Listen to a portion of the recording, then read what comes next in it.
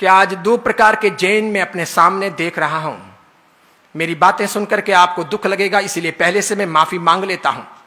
अब श्वेतांबर और दिगंबर ये दो प्रकार के जैन नहीं, या देरावासी और नॉन देरावासी ये दो प्रकार के जैन नहीं, या गुजराती और राजस्थानी ये दो प्रकार के जैन नहीं, या फिर एक तिथि और दो तिथि ये दो प्रकार के जैन नहीं। अब शाकाहारी जैन और मांसाहारी जैन दो प्रकार के जैन तैयार हो गए हैं। आप में से आधे लोग होंगे जो जैन हों, लेकिन मैं दावे पूर्वक कह सकता हूं कि आप शाकाहारी नहीं हैं। जो भी विदेशों की यहां आई हुई होटलों में खाते हैं, जो भी बाहर के चॉकलेट्स, आइसक्रीम या बिस्किट्स खाते हैं, जो अन्य अन्य वस्तुएं खाते हैं, जो चिप्स खाते हैं या बाहर तली हुई चीजें या फास्ट फूड खाते हैं, वे सभी जैन मांसाहारी जैन हैं। वे प्रत्यक्ष नहीं परोक्ष तरीके से मांसाहार जीमते हैं, वे अपनी जड़ों से टूटते हैं। जैन होने के नाते अगर व्यापार करें, किसी कंपनी के शेयर खरीदें, किसी कंपनी के शेयर बेचें, किसी व्यक्ति के यहां पर कारोबार करें और किसी का ऑर्डर लेने के लिए किसी के पास में जाएं, तो क्या कभी हम सोचते हैं कि पार्टी दें तो किस चीज की दें और किस चीज की ना दें? व्यापार करें तो किन के साथ में करें और किन के साथ में ना करें? किस प्रकार का व्यापार करें और किस प्रकार का ना करें? हमें अपने धर्म के प्रति, अपनी नीतियों के प्रति कोई गौरव नहीं है, कोई सम्मान नहीं है, कोई ऐसी परंपराओं का अवदान नहीं है, और इसीलिए हम बिखरते जा रहे हैं, दूसरे लोग मजबूत होते जा रहे हैं। सिखों को देखो, वे सेना में भी होते हैं तो अपनी पगड़ी बरकरार रखते हैं, चाहे राष्ट्रपति सामने हो, चाहे प्रधानमंत्री सामने हो, चाहे वो सेना के सर्वोच्च अधिकारी हो, चाहे वो देश में हो, चाहे वो फ्रांस में हो। फ्रांस में बहुत सारे सिख हैं जो सेना में भर्ती हैं। सिर्फ फ्रांस की सरकार ने उन भारतीय सिखों के लिए जो सेना में भर्ती हैं, हेलमेट या सेना की अन्य वेशभूषा के बजाय उनकी अपनी जो पगड़ी है उसे पहनने की छूट दी है। उसी प्रकार स्कूल की और कॉलेज की यूनिफॉर्म कैसी भी हो, फिर भी फ्रांस में या विदेशों में जो जो सिख रहते हैं वे सभी अपनी पगड़ी को धारण करके फिर जाते हैं। कई गुरुद्वारों में विहार के दौरान हमें उतरने का मौका मिलता है, वहां की मैं लंगर की व्यवस्था देखता हूं, सुनकर के आप आश्चर्य करोगे। अपने यहां पर तो एक 5,000 रुपए का भी कोई अनुदान दिया हो तो सबसे पहले हम नाम की चिंता करते हैं कि मेरा बोर्ड कहां लगेगा, मेरा नाम कहां आएगा, मेरा सम्मान होगा या नहीं होगा।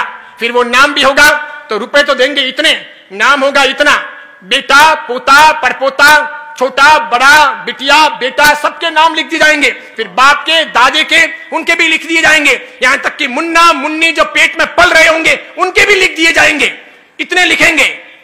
और किसी गुरुद्वारे में जाओ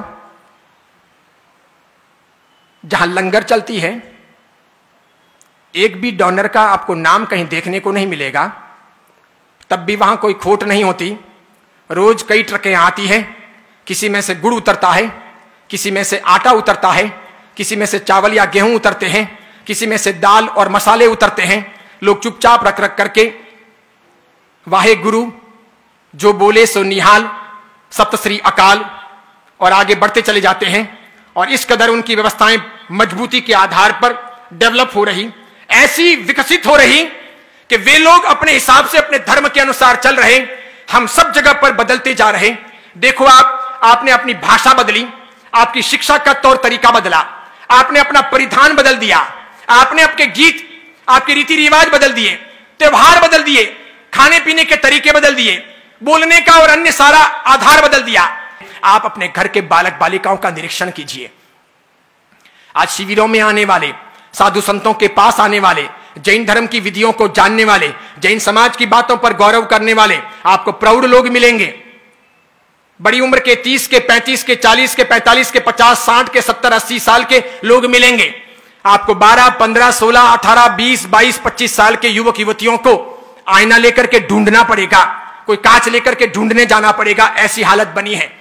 उन लोगों को धक्का मारकर, समझा पटा करके आपको भेजना पड़ रहा, क्योंकि आपने अपने घर की व्यवस्थाएं वैसी बनाई नहीं कि हम जन्म से जैन हैं, कर्म से जैन बने, हम पक्के जैन बने, समझदार जैन बने, गौरवशाली जैन बने। हम समझौते ना करें, हम नीतियों से ना हटें, हम गलत चीजें ना खाएं, गलत मार्ग पर ना जाएं, अपनी परंपराओं को ना तोड़ें, उसूलों को हमेशा जिंदा रखें।